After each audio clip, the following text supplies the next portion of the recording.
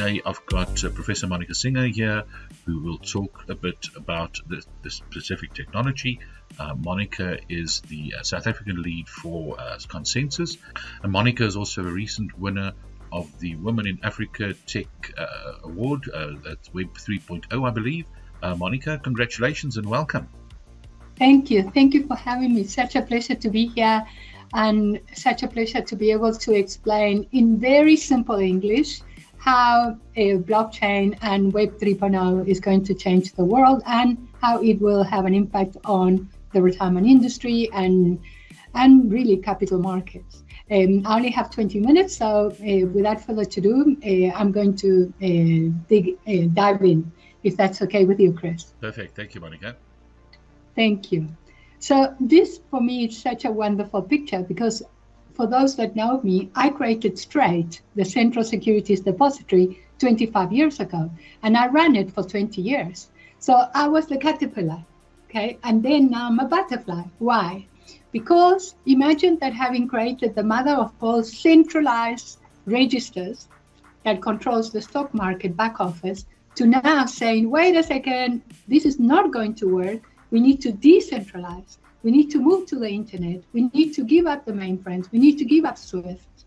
We need to now have the internet of value in our lives, where the ledger will record the transactions and the information goes back to the issuer and the investor.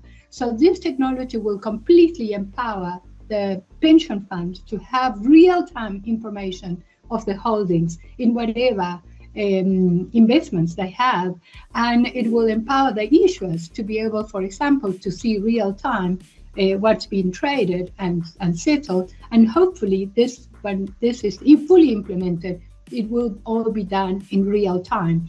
When I implemented Straight, we moved from T plus forever to T plus 5, then we moved to T plus 3, and now I'm saying that the world is ready to move to T plus 0. And that's why I find this picture so incredibly, descriptive of the life that I have transformed myself completely, from the way I think, the way I work remotely for Consensus, the biggest blockchain company in the world, and the way I dress, I wear t-shirts mainly the whole day, which is quite amazing. Today I dress for the part. So why is this so difficult to understand, and why people get so overwhelmed? Because the changes that are coming are dramatic. So in the same way that I'm sure baby boomers like me, we still have CDs lying around in a cupboard, but we use Spotify, and we don't take a taxi, we take an Uber, and we don't have any more Encyclopedia Britannicas, we Google, or we don't have videos, although I still have some videos somewhere in my cupboards. I'm showing my age, but we use Netflix and other streaming providers. So all of those changes were dramatic, and we have embraced them because it's changed our life for the better.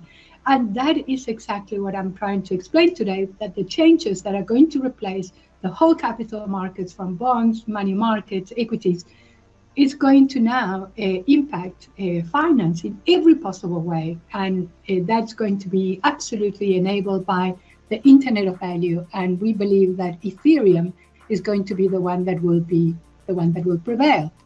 So have a look at this picture today. And this is what we were told all our lives, that we need to rely on intermediaries. So look at the retirement fund industry. You rely on everybody, financial advisors, the people that keep your records, the auditors, you trust that the board where that the companies you invest in, that everybody's doing their work. Your qualifications are sitting with the universities. Your money is sitting with all these intermediaries. Even your real estate ownership is sitting at the deeds office. Don't get me started with medical records, where every single doctor has got a different file of yours, and your history is never under your control. So all of these data silos and different ledgers and limited control over your own data, and actually some of that data gets abused because you are sharing with all these people and you don't know what they're doing with this. All this has to change, and this is the time that we know we will be able to change because of this massive paradigm shift. So the one thing that you have to understand that this technology, Web 3.0, it's all about the self-sovereign, the investor, the owner of the data, and you should have your information and you shouldn't have to rely on third parties. And if you want to rely and you want to use additional assurance from a third party, that's your choice, but it shouldn't have to be your obligation. So one day you're going to have your own records where all this information is under your own control. The data will be real time, it would always be reconciled, and it would definitely be under your control. So imagine that your retirement fund that you're looking at, you will have your records real time under your control, and it would have been immutable and transparent and auditable. And I'm going to show you how this auditability takes place in this Internet of Value. So when the Internet was created, we knew that we could send information, text. Then came the incredible development of voice and videos, but we knew that we couldn't use it for exchange of value until 2008, when Satoshi Nakamoto, which is a pseudonymous, we don't know who this person is, issued the white paper on Bitcoin, which I recommend everybody should read. And that's when we realized we could use the Internet to record transactions of value. And in this white paper, the concept of blockchain became a reality. And I have to tell you that when I read the white paper, that's when I realized I had to leave Straight, because Straight, in my opinion, will eventually become obsolete, because you don't need a central securities depository that centralizes the delivery versus payment and the record of ownership. You can actually decentralize and ensure that the owner of the data has full control over that register.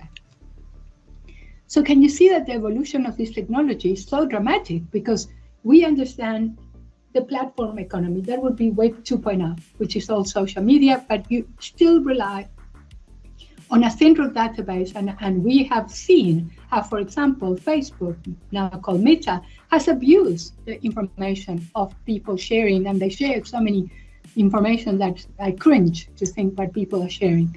And that's the platform economy. Then you have the sharing economy, which we know is still not good enough. We know all the abuses, in inverted commas, for example, by Uber to the drivers. So imagine if you could actually link, for example, taking Uber as an example, if you could link directly the person that needs an Uber with the Uber driver without having to go via the Uber app. And this is where we are working towards. It's called the P2P economy. And it all starts with Bitcoin's white paper. And then in 2014, an improvement of the Bitcoin white paper was the Ethereum white paper, which introduces the concept of smart contracts. So if you have a look at the key components of blockchain and why so powerful, just imagine this for your industry. The ledgers, once you write these ledgers, this is not an Excel spreadsheet that anybody can delete and can amend and can be fraudulently changed. This is a ledger that once you write in this ledger, nobody can change it. And not only nobody can change it, in auditing we have the concept of the 4i principle. Here, the ledger can be multiplied in as many people as you want, all checking that these transactions are not fraud. Then Satoshi creates the concept of a cryptography, which is a mathematical formula that prevents anybody from cheating. And then the concept is you decentralize the ledgers. Imagine at Straight, we only have 3 mainframes in 3 different locations, just in case if one mainframe goes down, we have, the backup. Imagine that now you can rely on the Internet. You can have these ledgers decentralized in as many countries in the world as you want. The servers could be anywhere. And you can ensure that there's consensus, meaning there's an agreement. Every time an entry goes through, everybody agrees that the entry is valid. And you can have, for example, your auditors and your regulators all being part of this real-time recording. So that's why it achieves what we call real-time auditing of the basic transaction that get taken place in a ledger. And then everything is digital. No more paper, no more emails, no more phone calls, completely tokenized cryptographic assets, tokenized assets will be a reality. And then finally, the most incredible idea that came in as an improvement to Bitcoin is the concept of smart contracts. And a smart contract is, if this happens, therefore that happens. So imagine saying, if I had payment date, all of these shareholders should be paid a dividend. You don't need this incredible number of humans running around trying to determine who's going to get paid a dividend. This programming will take place, that the dividends will get paid automatically.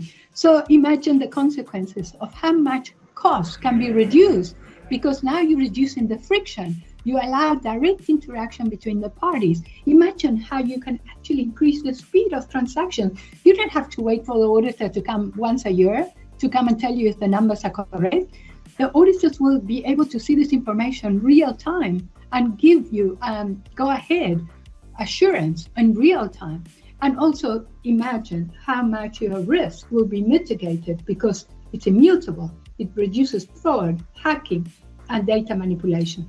Look, the technology is still in its absolute infancy.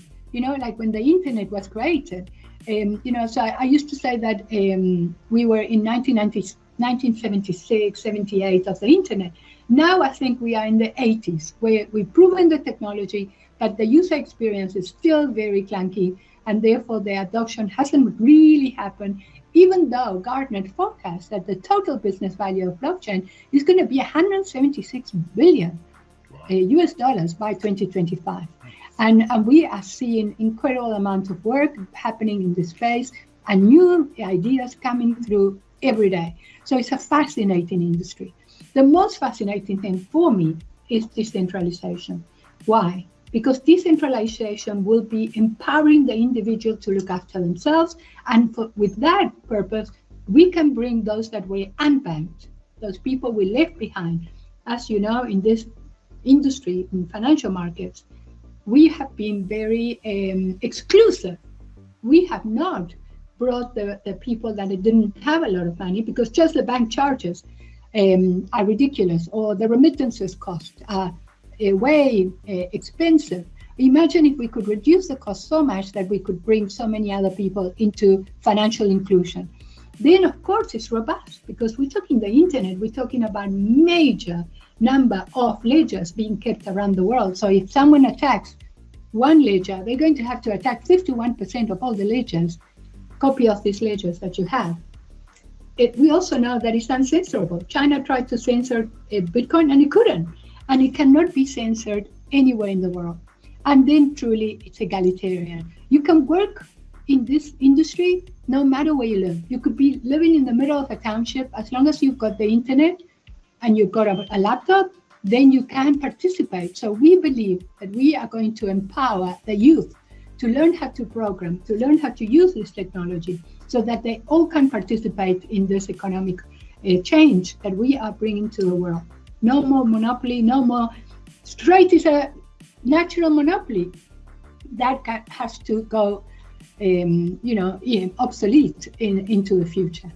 So here are some of the numbers that are fascinating to see how many companies, and we're talking traditional companies. You know, it's funny to watch JP Morgan talk about crypto, but trust me, we're working with JP Morgan, who's a shareholder of Consensus, and they are doing massive amount of investment in this space.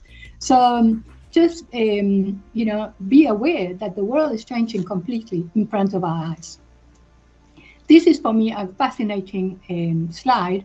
I wanted to concentrate on the top line, which talks about returns, and look at the returns that people have achieved in terms of Bitcoin compared to any other investment. So we call it asymmetric returns, meaning with very little investment, you can get huge returns. But of course, we know about risk. The risk is also huge. The values fluctuate dramatically. So you're not going to invest your pension fund. Yes, you are, but not the whole thing. So we believe that retirement industry should be concentrating to invest some of the allocated funds into some of the cryptocurrencies like Bitcoin and ETH, because we believe there's an asymmetric potential for huge returns for that pension fund. Then in terms of the web is evolving. So when we started in 1990 with the Web 1.0, it really was for communications.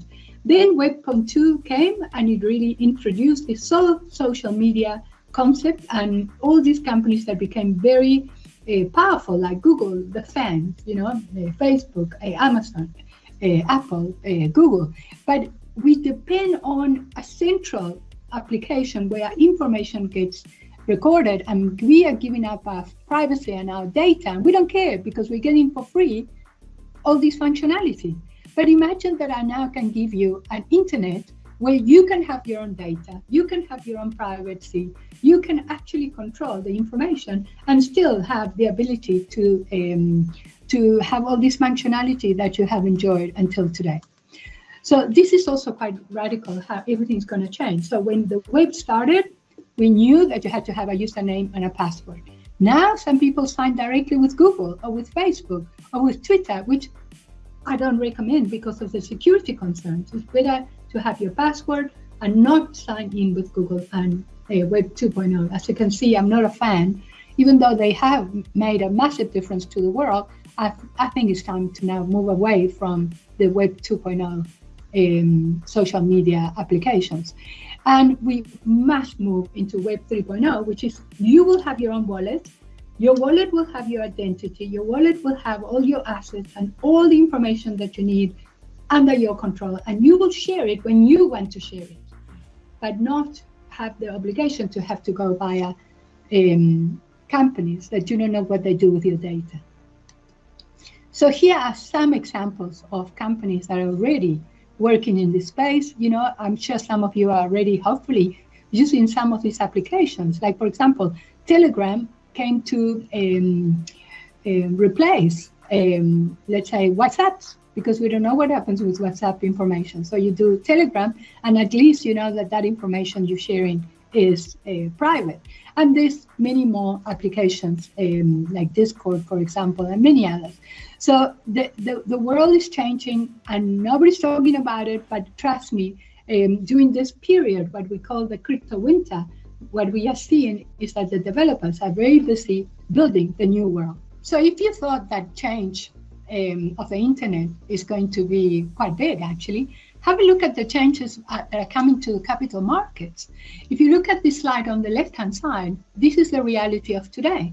The seller and the buyer cannot talk to each other. You have to go through a broker, a custodian bank, a stock exchange, a clearinghouse, a central bank, the CSD. All of these intermediaries not only have delays, they all charge. We all think that they're there to protect you. And then, oh my God, things go wrong. And that's why we had a financial crisis that proved that this system does not work anymore.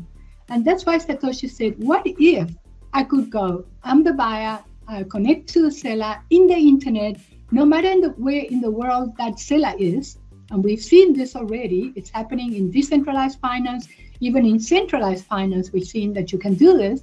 And therefore, imagine that you now can exchange a share completely real time with cryptocurrencies, or it's coming, just pay attention, central bank digital currencies in the wholesale world, they're going to be the ones that are going to do real time settlement of securities and cash. But it's going to be called central bank digital currency. And this is going to happen in the near future, because most central banks in the world are working in this technology, because they have woken up to that if they don't adapt, they're going to become obsolete, because people are going to stop using the fiat currency and they're going to move to cryptocurrencies or stable coins.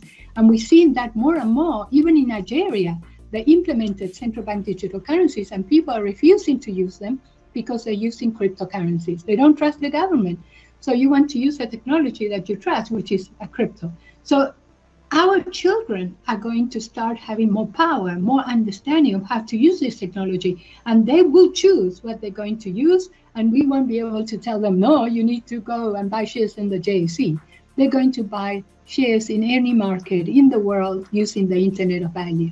And that's why the number of listed companies on the JSE, we've seen it in the last 5 years. The only thing we've seen is the listings and the numbers reducing dramatically. And that's why pension funds should have a more open ability to invest in other markets, because I don't believe that reliance on the JSE is the future for our pension fund investors.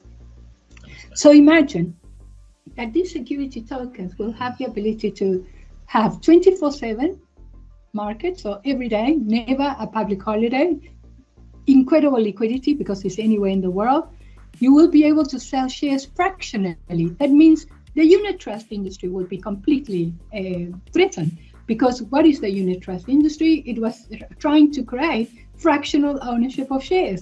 Who needs all this infrastructure and people and costs and a lot of opacity, meaning you cannot really see what's behind it. You can see the cost, you cannot see when does this money get created. There's a lot of things that are wrong with the unit trust industry, but this industry, the fractional ownership of tokens, will be completely transparent. The settlement will be real time, incredible liquidity and market depth, because it's going to be not limited to just your jurisdiction. I told you about the flexibility of smart contracts. The compliance would be automated. I did explain how you can achieve that through having the auditors or internal auditors to have a copy of that ledger that real time gets updated and real time will get audited. Of course, massive reduction in costs, and that's why you should try to encourage that this gets implemented. And then the most incredible thing for me, it's asset interoperability. I don't have time to tell you about the decentralized finance and the concept where in DeFi you can take any type of a protocol and integrate it and modify it to achieve interoperability in terms of all the protocols. This is impossible in traditional finance, completely impossible. Asset interoperability, like a CSD in South Africa, could not be linked to any other CSD in the world, because we use SWIFT messages that are not compatible with anybody else. So it's a massive cost, massive risk. So it was never done. And therefore, in this industry, asset interoperability would be the norm and very easy to achieve. And finally, I just believe, and that's why I felt I had to leave straight, because I said, I'm not going to rearrange the chairs in the Titanic. I want to be able to move into the new world order. So in time, I believe that assets on traditional infrastructures will reduce and will get replaced with assets on blockchain-based infrastructure. Once we get to understand it and the user experience is easier and there's more regulation. You know, at this stage, there's a little bit of concern about the regulatory environment, but that's coming. Every regulator is working on establishing rules and regulations for this new industry. Okay, so this is the end of my presentation. I only have 20 minutes. I hope I stuck to the time. But thank you so much, everybody. It's been an absolute pleasure. And if you want to follow me on LinkedIn or tweet, please follow me. And if you want to ask any questions, please contact me. Really, my passion is truly to educate the traditional industries, to help them migrate into this new world order. So I will be very happy to answer any questions. And Chris, thank you so much for the opportunity. As you can see, I'm passionate about this topic. Monica, fascinating stuff. Yes, indeed, I can see the passion 100%, and it was lovely having you on the program, and really look forward to continuing this chat, because you know, things will, as you say, keep evolving. It'll keep refining. It'll move forward. A couple of years from now, we'll be having this chat in the metaverse, no doubt. Yes. Already you've seen the way that we present our conference is always also very metaversey already, and it's really moving things in a very different direction to what we are used to, you know. And so, yeah, exciting times, and I really look forward to engaging with you again in the future. Thanks for your time. Me too. Have a great conference. Thank you. Thanks, you too. Ta-ra. Bye. Thank you. Bye, Chris.